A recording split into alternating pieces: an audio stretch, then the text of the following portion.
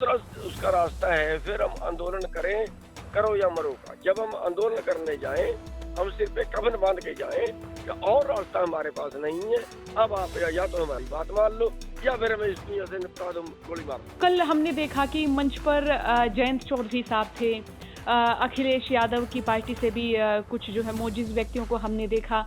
तो ये हाँ, फिलहाल क्या प्लान बन रहा है? क्या देख आप ये चाह रहे हैं कि वो भी आपको सहयोग करे चुनावों में? साहब, यहाँ एक सवाल और ये है कि अगर आप यहाँ हरियाणा में चुनाव लड़ते हैं तो पहले ये बहुत सारी पार्टियां हैं और किसान नेताओं का मैंने बड़ी करीबी से देखा है कि किसान नेताओं के तौर पे आप आंदोलन करते, लेकिन वोटर वोट देते देते देते देते जो है जातियों के खेमे में बट जाता है। राम राम, नमस्कार। हरियाणा तक देख रहे हैं आप और सोनिया मेरा नाम है। मेरे साथ जुड़ चुके हैं किसान नेता गुरनाम चडूनी। चडूनी साहब, कल जो पीपली में रैली हुई उसमें क्या कुछ फैसले लिए गए? आपके चुनाव लड़ने की जो है वो तमाम खबरें आ रही हैं, क्या फैसले लिए गए? और ये जो मेरा सवाल है इसको भी जरा तफसील से बताएं। देखिए, कल जो रैली थी उसका मकसद था कि जो गरीब और अमीर के बीच की खाई बढ़ रही है, जो कमेरे और लुटेरे के बीच की खाई बढ़ रही है, जी। वो इस कदर हो गई है कि आज 9 लोगों के पास 50 करोड़ लोगों के बराबर प्रॉपर्टी हो गई है। जी। और आज देश में 23 करोड़ लोग ऐसे हो गए हैं जिनको केवल 2 टाइम की रोटी नहीं है, यानी भूखे सोते हैं। जी। और बेरोजगारी का आलम ये हो गया है कि क्योंकि सारा जो कारोबार था वो कंपनियों के पास चला गया। उसका मैं आपको एक सैंपल दे देता हूँ। जी। वो सैंपल ये है कि मान लिया ये जो हाईवे बन रहे हैं, मान लिया आगरा से लखनऊ हाईवे बना, मान लिया इस्माइलाबाद से महेंद्रगढ़ तक हाईवे बना। इस पे एक सिंगल आदमी को भी कारोबार नहीं है। जो वहाँ पे पेट्रोल पंप, वहाँ पे होटल, वहाँ पे चाय की दुकान, वहाँ पे टायर पंचर, वहाँ पे जो भी, वो भी सारा उसी कंपनी का है जिस कंपनी का रोड जी। है। आप देखते हैं कि जहाँ से हाईवे निकलता है वहाँ पे जमीन की कीमतें बढ़ जाती हैं, वहाँ पे बहुत से कारोबार खुल जाते हैं, लाखों लोग कारोबार करते हैं। जी। तो इस तरीके से सभी चीजों का जो कारोबार है वो कंपनियों के पास चला गया और लोगों के पास कोई रोजगार नहीं बचा।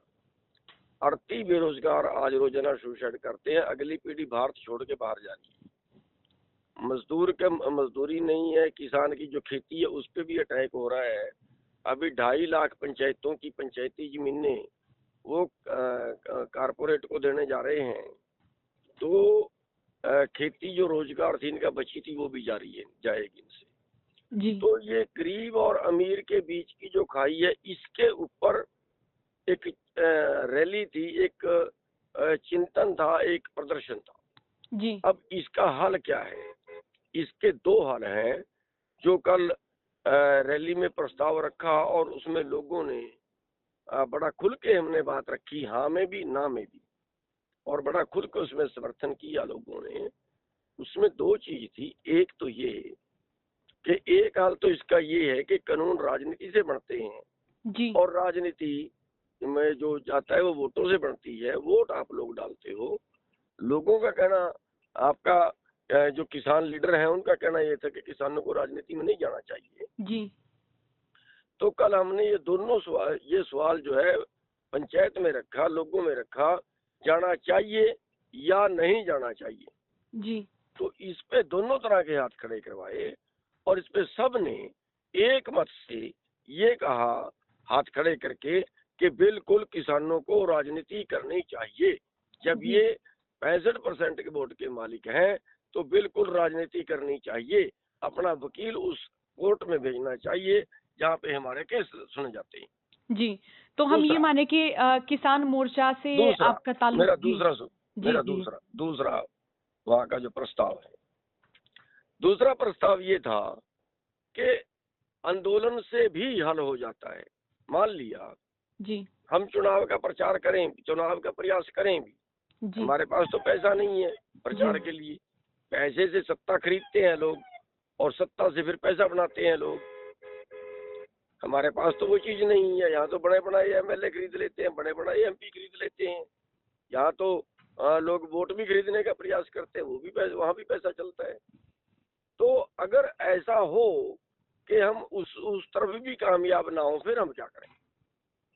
तो दूसरा उसका रास्ता है, फिर हम आंदोलन करें, करो या मरो का। जब हम आंदोलन करने जाएं, हम सिर पे कफन बांध के जाएं कि और रास्ता हमारे पास नहीं है, अब आप या तो हमारी बात मान लो या फिर हमें इस दुनिया से निपटा दो, गोली मार दो। जी तो वो भी लोगों ने ये हाथ उठा के समर्थन किया है कि हाँ, ये भी एक प्रस्ताव, हम तैयार हैं इस चीज के लिए कि अगर कभी ऐसा आंदोलन आप करते हो, ऐसी स्थिति पैदा होती है कि हमारा कोई बस नहीं चलता और आंदोलन नहीं करना पड़ेगा, तो फिर हम आंदोलन जो है आगे के लिए ऐसा आंदोलन करेंगे जिससे या तो सरकार को हमारी बात माननी पड़े या हमें गोली मारनी पड़े। जी ये प्रस्ताव पास की। एसकेएम ने जो है वो मेरे को बहुत, जब वो चल रहा था, आंदोलन चल रहा, तभी बाहर निकाल दिया था, लेकिन जी उसके बाद मैंने आंदोलन थोड़ा ही छोड़ दिए। वो तो जी एसकेएम को नुकसान हुआ उसका, एसकेएम डाउन हो गया। आज एसकेएम के 3-4 पार्ट बन गए और कोई भी कुछ नहीं कर पा रहा है। कोई जी पिछले 2 साल में कोई एक आंदोलन हुआ तो बता दीजिए। जी। मेरे तो हुए हैं, उनके नहीं हुए। तो हम ये भी माने कि किसान नेताओं का जो आपसी मतभेद और जो मनभेद रहा है, उससे भी कहीं न कहीं खेती किसानी के जो मसले हैं, वो सरकार तक अच्छे तरीके से नहीं पहुंच पाए। बिल्कुल ठीक कह रहे हो, जी बिल्कुल ठीक कह रहे हो।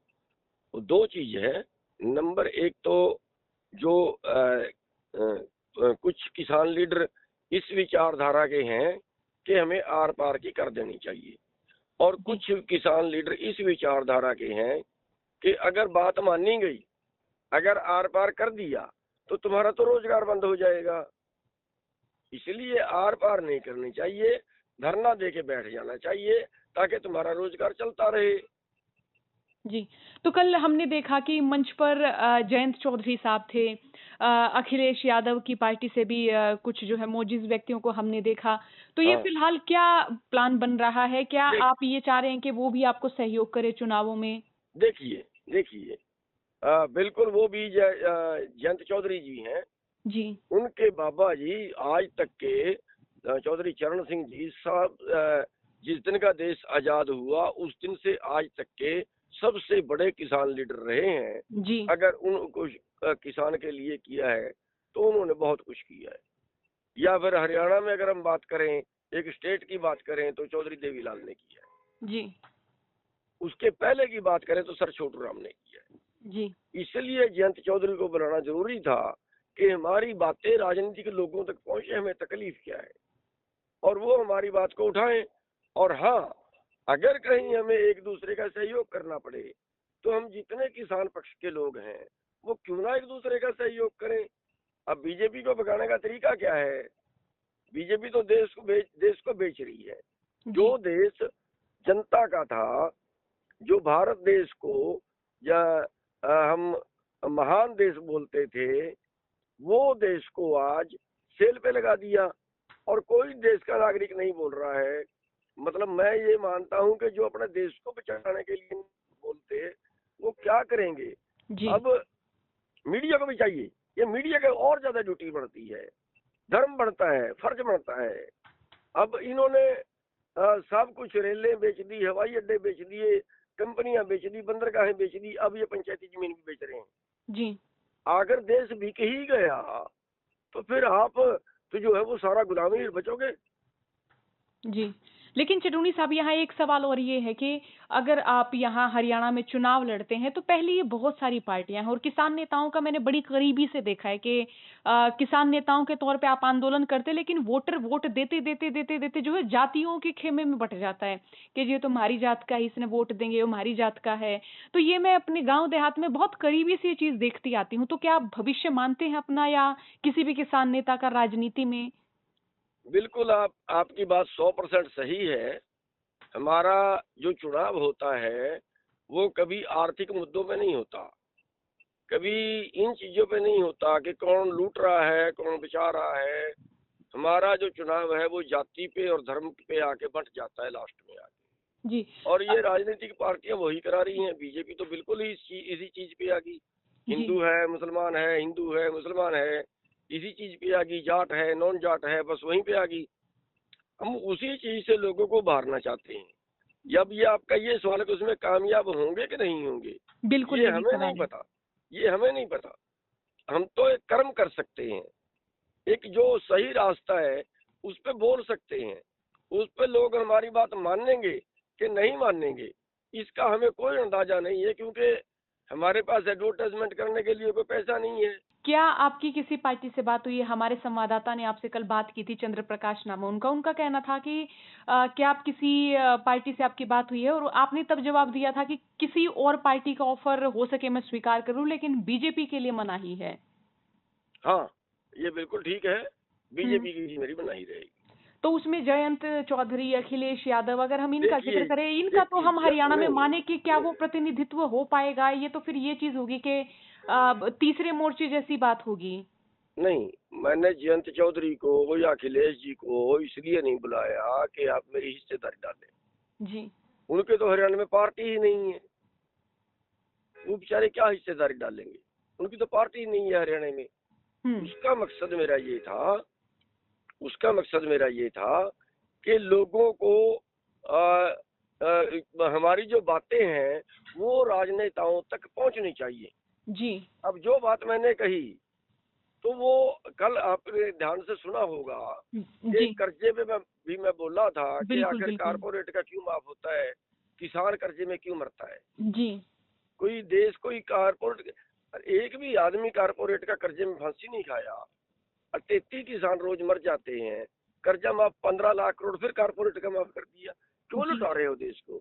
तो आपका ध्यान होगा, जयंत जी ने कहा कि इसका पूरा ड्राफ्ट बना के हम संसद में रखेंगे, जी। ठीक है ना। तो ये इसलिए हमारी बातें राजनेताओं तक पहुंचे। अब जहां मेरी बात उन तक पहुंची, वो आगे 10 जगह और पहुंचाएंगे।